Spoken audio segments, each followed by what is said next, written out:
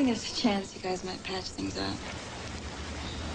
I don't want to move in and catch you on the rebound and then have things change.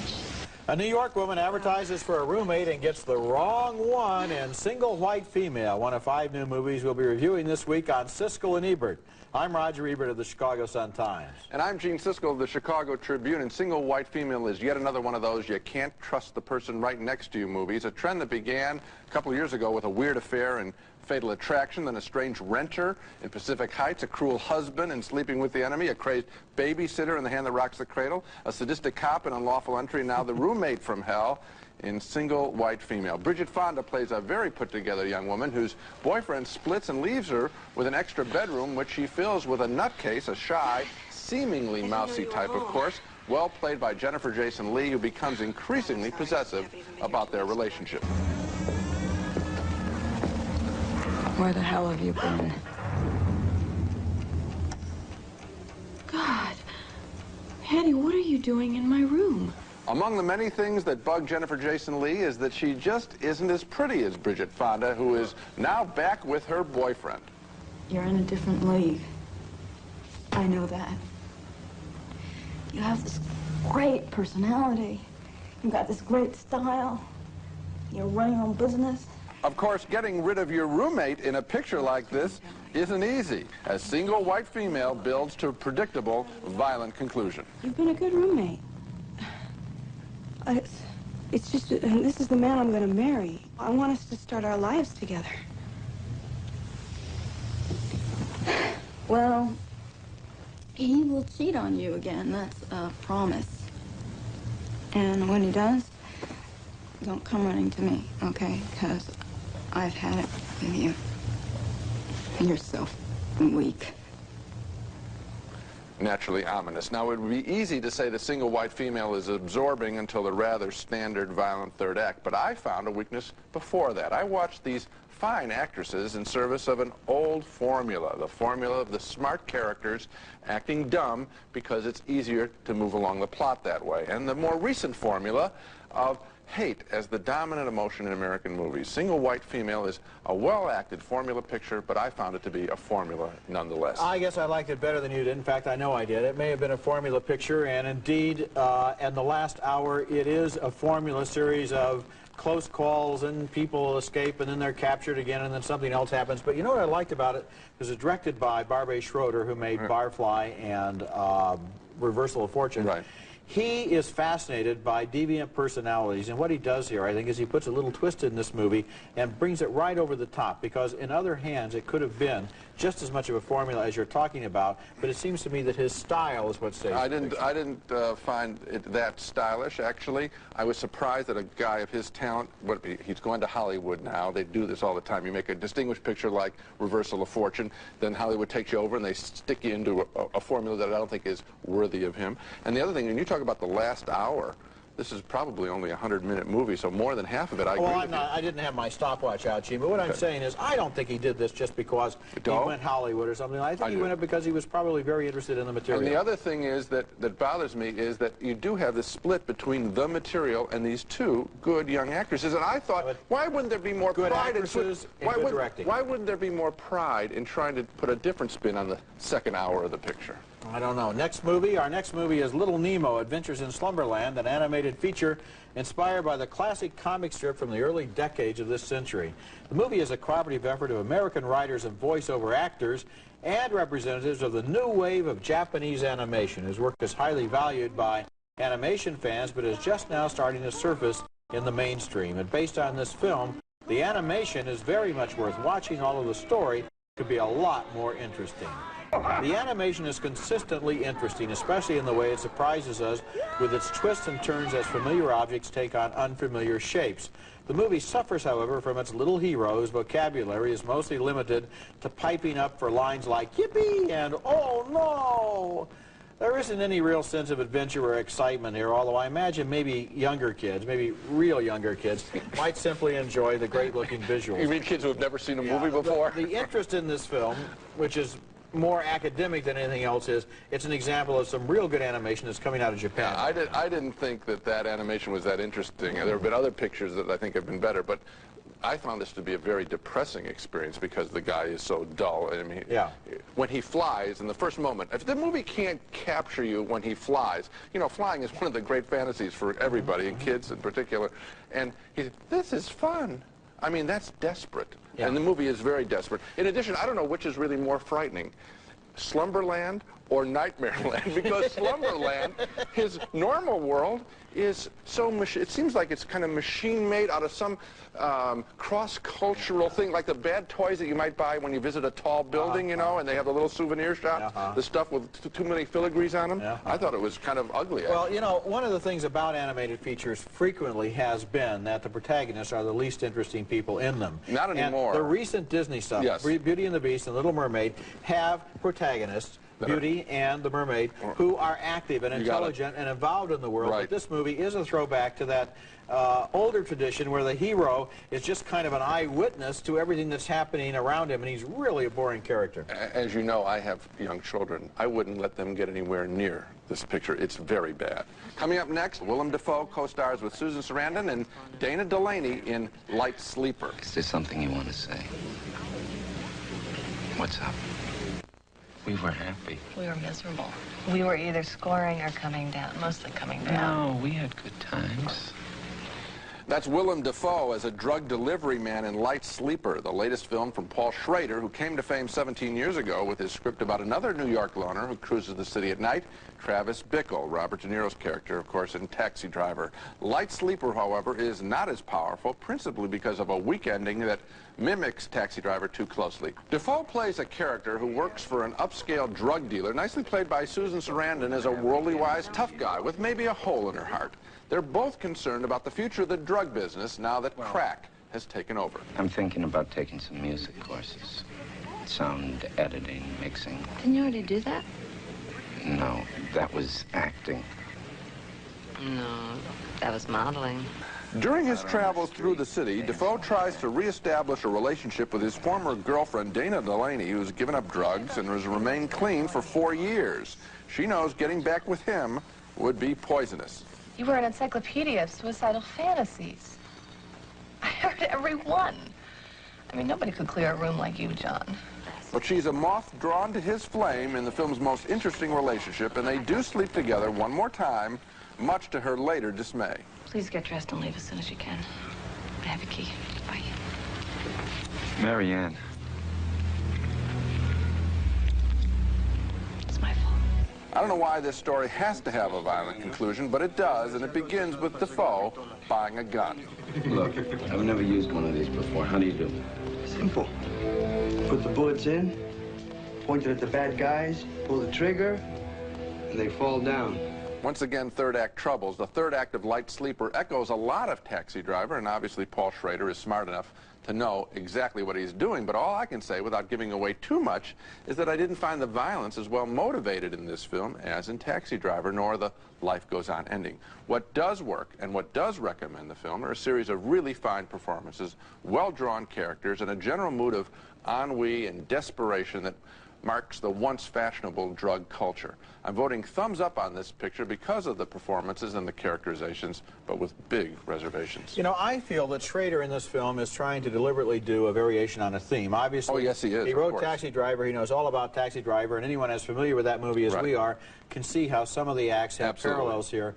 But the mood is completely different, and that's, I think, the soul of this movie. This is a tremendously sad picture. It's about a sad man in a sad business in a sad city dealing with sad people. And I was amazingly moved by the film. I wasn't sitting there thinking, well, the ending isn't as motivated as it should have been, because I was so overwhelmed by the strength of this character and the performance by Willem Dafoe. I think it's a very, very good film. Well, I mean, I said the same thing about the characters here, and I said the mood of ennui, so we're seeing the same thing. At the same point, he is obviously doing a riff on this other thing, on Taxi Driver. I just ask you, in the final sequence in the picture, without giving it away, in the final sequence of the picture, did you believe the two of them there? I didn't. More so than in Taxi Driver. You see, that's what was interesting to me, because everybody goes back to Taxi Driver when Travis Bickle gets back together again with the Sybil Shepherd character, and they say, people have been asking both Schrader and Scorsese for 70 years, what did that mean? Was that a fantasy? Was it real or not? And in this film, obviously it is real, and it's almost as if the director-writer, this time Schrader, is trying to make a commentary on the earlier film by saying, this is the way this could have happened. This was actually, what happens in the last scene here is that the buried plot of the whole movie is revealed. This attraction that was never stated in so many words until the end. Well, I think that in the first case, it was such a far-afield choice in Taxi Driver that it was shockingly fresh. Yeah. And here, it is underwhelmingly familiar. Okay, when we come back, Brandon Lee, the son of the legendary Bruce Lee, stars in Rapid Fire.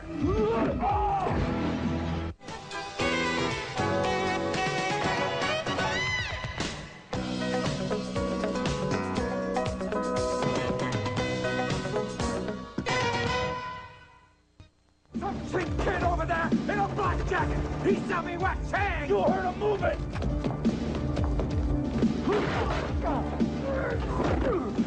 A mafia boss commits murder during a Chinese-American fundraiser for the victims of Tiananmen Square, and a young art student witnesses the killing.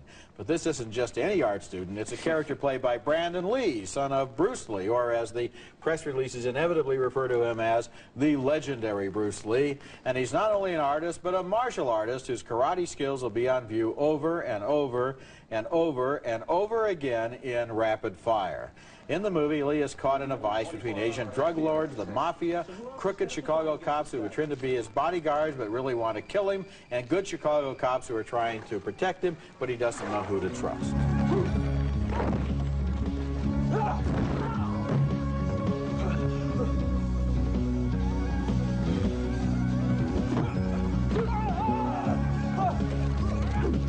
Powers Booth, appearing once again in a movie not really worthy of his talent, co-stars as an honest cop who Lee doesn't know whether to believe or not.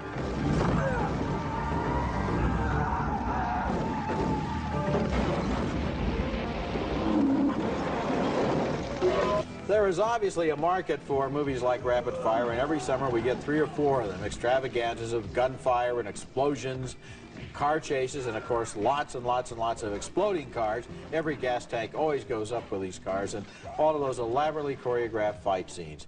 I didn't find a single character in Rapid Fire interesting or believable, and so I was understandably a little indifferent as they kicked one another to pieces. Well, the other fixation this director has is on, this is something we've talked about, and that is plate glass. Yeah. I mean, whoever had the glazing concession on this film made a lot of money, because if ever you see any glass behind a bar, a window, it's going to be shattered repeatedly and in show motion until we can get good looks at the shards of glass. Even that art exhibit at the beginning, you wouldn't have thought, it looked to me mostly like it was going to be walls and paintings, and then it turned out that there was an amazing amount of glass in that room, too. And the automatic weapons fire has really saved this picture. The other thing, I mean, about this Brandon Lee, I think that the guy has some potential in acting because he's a likable young performer. I would say it's probably a big mistake to put him in the karate stuff where he doesn't measure up to his father, who did have some real charisma. He did have charisma, and this kid doesn't have that, but he should be used in some other role. We're going to have to make a note of this film, though, and refer to it again later in the year if we ever do another one of our Do It Every Time shows, because this is almost a textbook example of how the guys with the machine guns can never hit anyone, and the guys with the single-shot revolvers always never miss. And also that bullet holes are placed on objects prior to the shooting. Oh, very, very good. Coming up next, James Woods is a con man behind a boxing hustle in Diggstown. You got my money? Hold. Not exactly. Our next movie is called Diggstown, and it stars James Woods as a con man trying to outfox town bully Bruce Dern in a big bet on a series of boxing matches. And here is a film that is sort of a grubby, low-rent version of The Sting with all manner of double and triple crosses. James Woods is well cast as the lead con man, because he always seems to be playing a con man in the movies, this time concocting a grand scam with an old, wary boxing buddy played by Louis Gossett Jr. You lost faith in me. It was a cash fight. You're the one that kept drilling me, but half the money is in the acting. I know you're here to try and pitch me on something, but I'm off the con, man. I'm out complete. Forever, huh? The man they're trying to one-up is Bruce Dern, the strongman boss of working-class Diggstown, where boxing and betting go hand in fist. I didn't say I think he's going to win this fight. I said I know he's going to win this fight. Hey, I got a split. By the way, I bet 1,000 on it. What would you bet? 2,000 bucks on it. The bet is that Gossett can defeat 10 consecutive opponents in a string of bouts over just 24 hours. Sounds impossible? Not in a movie like this, where some of the bouts go easy and others don't. Okay, look, he's bigger than you are, he's tougher, he's faster, he's younger than you are. He hasn't fought 22 rounds today, but you remember this. You are black. What the hell is that supposed to mean? I don't know. I mean, I'm trying to inspire you. You know, it's a roots kind of thing. Diggstown was directed by Michael Ritchie, who's made entertaining sports action stories before, Semi-Tough with Burt Reynolds, The Bad News Bears with Tatum O'Neal. He knows the action form well and how to bend it out of familiar shape, and that's why I liked Diggstown. I didn't like Diggstown, and one of the reasons I didn't was that there was way too much fighting for my taste in relation to the rest of the story. When you have actors like James Woods and Bruce Dern, who were two of the best villains in the movies, and they're up against each other. Yeah, and Louis Gossett Jr., who's charismatic. Who's a very good actor. It should have been some more juicy, dramatic scenes, some great dialogue, some characterizations, some stuff developing instead of bloody fight scene after fight scene after fight scene. This probably has as much fight footage in it as any 3 Rocky movies put together, and after a while, it just absolutely lost my attention. I wanted to see more off of the ring, out of the ring. The out-of-the-ring stuff was not as good as the in-the-ring stuff. It should have been. And I liked the in-the-ring stuff because I thought each fight, the 10 little fights, had its own little style, and they were fun. I don't like to see people... That's a very modest praise that you're doing. No, it isn't modest, because it is, as you just said, the bulk of the movie. So I was entertained through this little 10-round scenario, if you will, and had a real good time with the picture, and I was fooled, and I bet you were too. Okay, fine. I won't say whether I was or not. That's a yes. Come back, That's the a director yes. of Single White Female takes the high road and the low road. Siskel and Ebert's Video Pick of the Week, brought to you this week by Orville Redenbacher Popcorn. Do one thing and do it better than anyone. And now it's time for my home video pick of the week, and I'd like to recommend a look at a couple of good films by Barbet Schroeder, the man who directed this week's Single White Female. Schroeder is a Swiss filmmaker who has recently worked in America and who seems drawn to the extremes of American life. For example, in his movie Barfly, starring Mickey Rourke and Faye Dunaway, he painted a darkly comic portrait of Skid Row based on the vision of barroom novelist Charles Bukowski. I'm going to ask you the same damn thing. People are always asking me. Like what do you do? Schroeder's next film went to the other extreme of American life, to the millionaire mansions of Newport for Reversal of Fortune, based on the trial of Klaus von Bülow, who was charged with trying to murder his socialite wife, Sonny. Jeremy Irons won an Academy Award for this performance. I'm not afraid of them. Let the chips fall where they may. That's what an innocent man would say. I know. Barfly and Reversal of Fortune are both available on tapes and laser discs, and I recommend you take a look at them at home. Now let's take another look at the movies we reviewed this week. We had a split decision on Single White Female, the thriller about a woman threatened by her roommate. Gene didn't like the violent third act. I thought the director, Barbet Schroeder's style, pushed it over the top. 2 thumbs down for Little Nemo, Adventures in Slumberland. 2 thumbs up for Paul Schrader's Light Sleeper, with great performances all around in the story of a sad and desperate drug dealer. 2 thumbs down for Rapid Fire, the assembly line karate picture with Brandon Lee. And finally, a split decision on Diggstown, the non-stop fight extravaganza that Gene enjoyed and I thought was brutally repetitive. And as far as I'm concerned, it's Light Sleeper as the choice of this group of films. The only thing I'll say, very good film. Wonderful performances. The only thing I'll say about Diggstown is that I think the comedy in the film is leavening to the brutality.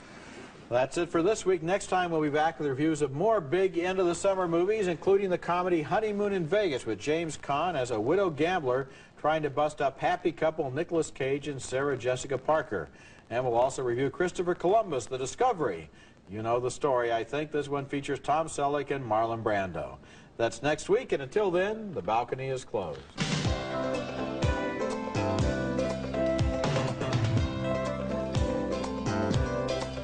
Television is all kinds of basic sweats and t-shirts. Teltex, a new way of looking at clothes. Brute, it captures everything that makes a man in one great scent. Brute, the essence of man. X-Lax offers a gentle alternative. Extra gentle pills for regular people who sometimes aren't. Use only as directed. St. Ives Swiss Formula Apricot Scrub. St. Ives Swiss Formula polishes your complexion beautifully, naturally. St. Ives Swiss Formula Apricot Scrub.